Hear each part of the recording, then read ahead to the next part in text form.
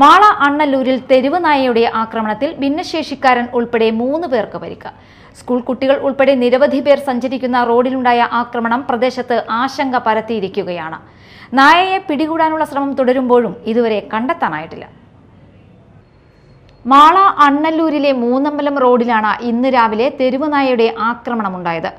വിജയഗിരി സ്കൂളിലേക്ക് പോകുന്ന വഴിയിലൂടെ നടന്നു പോകുകയായിരുന്ന കോട്ടുപാടം മാപ്രാംപള്ളി ചന്ദ്രൻ, ഇളംകുറ്റിയിൽ വേലായുധൻ, ജൂബിലി നഗർ സ്വദേശിനി സ്മിത എന്നിവർക്കാണ് നായയുടെ കടിയേറ്റത്. സ്കൂൾ കുട്ടികളടക്കം നിരവധി പേർ ദിവസേന യാത്ര ചെയ്യുന്ന റോഡിലുണ്ടായ ആക്രമണം പ്രദേശവാസികളിൽ ഭീതി സൃഷ്ടിച്ചിട്ടുണ്ട്. പരിക്കേറ്റവരെ മാള സർക്കാർ ആശുപത്രിയിലും തൃശൂർ മെഡിക്കൽ കോളേജിലും ചാലക്കുടിയിലെ ആശുപത്രിയിലും പ്രവേശിപ്പിച്ചു. വിവരം ലഭിച്ചതിനെ തുടർന്ന് അധികൃതർ നായയെ പിടികൂടാൻ ശ്രമിച്ചെങ്കിലും ഇതുവരെ കണ്ടെത്താനായിട്ടില്ല. ആക്രമണം നടത്തിയ നായ ഇപ്പോഴും പ്രദേശത്ത് അലഞ്ഞുതിരിഞ്ഞ് നടക്കുന്നതായാണ് നാട്ടുകാർ പറയുന്നത്. നായയെ എത്രയും വേഗം പിടികൂടി ജനങ്ങളുടെ സുരക്ഷ ഉറപ്പാക്കണമെന്നാണ് പ്രദേശവാസികളുടെ ആവശ്യം. സംസ്ഥാനത്തിന്റെ വിവിധ ഭാഗങ്ങളിൽ തെരുവുനായ ആക്രമണങ്ങൾ ആവർത്തിക്കപ്പെടുന്നതിനിടെ പ്രശ്നത്തിന് ശാശ്വത പരിഹാരം കാണണമെന്ന ആവശ്യവും ശക്തമാവുകയാണ്.